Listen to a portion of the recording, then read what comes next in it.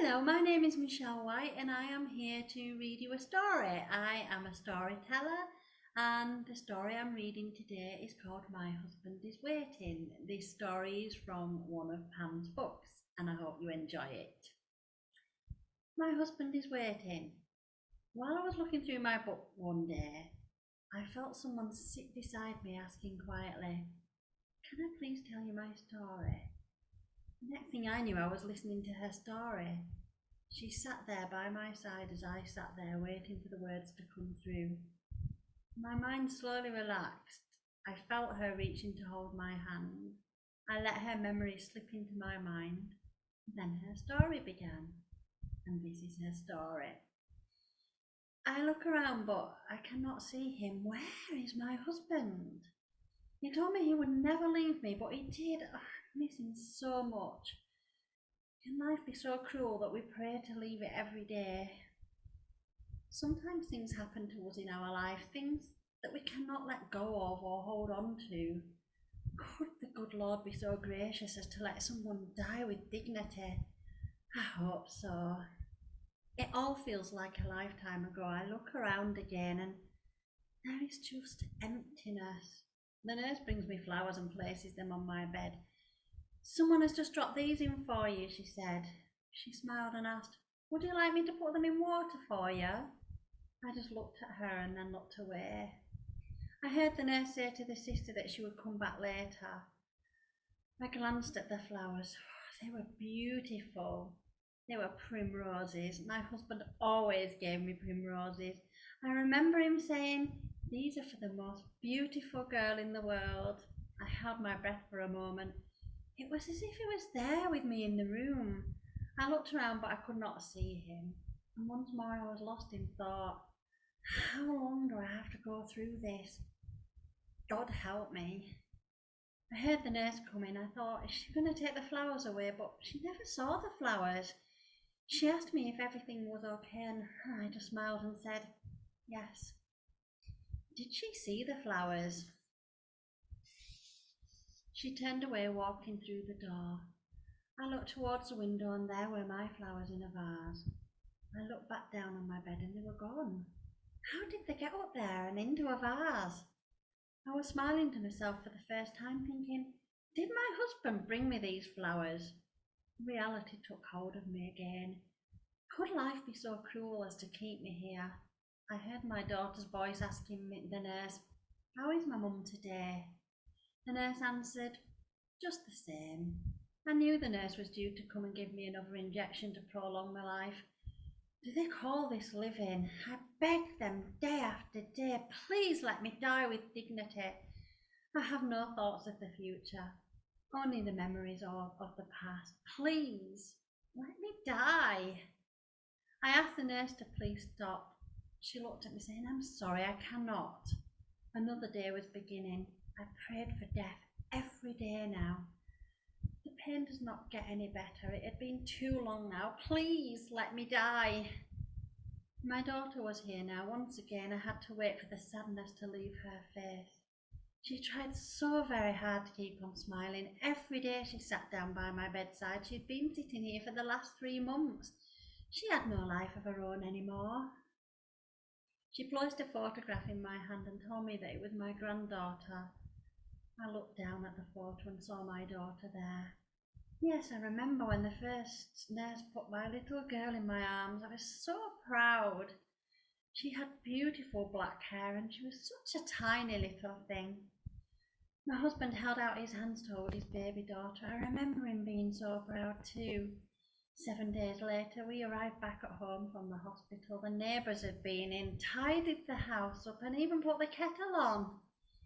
I knew everyone was looking forward to seeing our baby daughter. My husband and I had waited 5 long years, and now it was all over.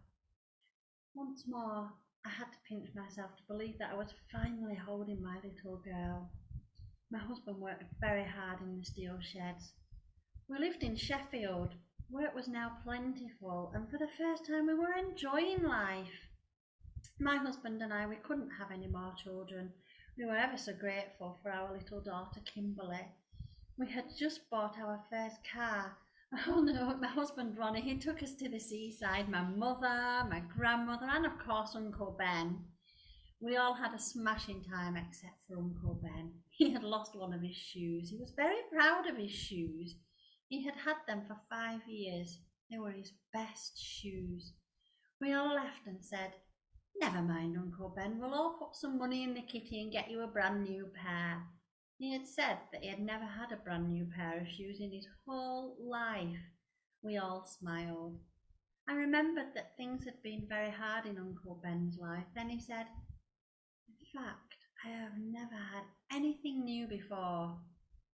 Our little girl soon grew up. She did quite well in school. She never seemed to mix with the other children though very well. She just loved being at home with her daddy. Ronnie said to me one day, "Why does our little girl not have any friends?" I looked at him and said, "She prefers to just come home." I shrugged my shoulders and said, "She will find some someday."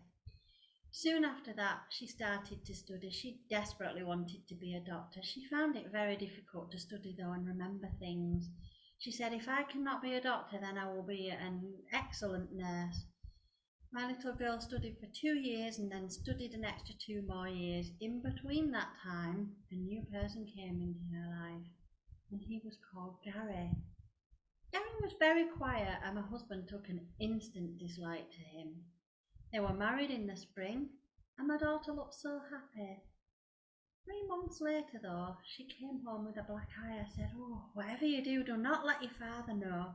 She quickly left before he came home from work, but I was worried all the time, waiting for the phone to ring. Then one day my daughter screamed down the phone that Gary was trying to kill her. My husband went straight around to the flat. The neighbours had called the police by then. My husband got Gary by the scruff of his neck. Then Gary turned around and stuck a knife in my husband's chest. My husband died in my arms. My daughter never forgave herself. Gary was taken into custody. He only got 4 years in prison and was released on good behaviour. My daughter and I moved away, and then one day she came and told me that she was pregnant. I just froze. Then I thought, oh, it was not the child's fault. I started to look forward to the birth.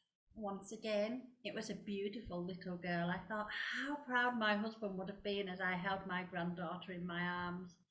Things were settling down. My daughter had found a job in the library and sworn never to go back to nursing. She told me one day that if she could not save her father's life, then she did not want to save anyone else's. It was very sad, but she had made up her mind. My granddaughter was turning 5 now. I looked after her for her while her mum was working. I loved the times that we spent together. And one day I started to cough and I couldn't stop. I fell to the floor. My daughter rushed me to the hospital. The doctor said he was so sorry. They found cancer in my left breast. I stopped breathing in shock. It took me 6 months to tell my daughter, but by that time I was too sick. So here I am, lying in my bed, and my daughter sitting by my bedside. She does everything for me that a daughter could do. She will not let me go.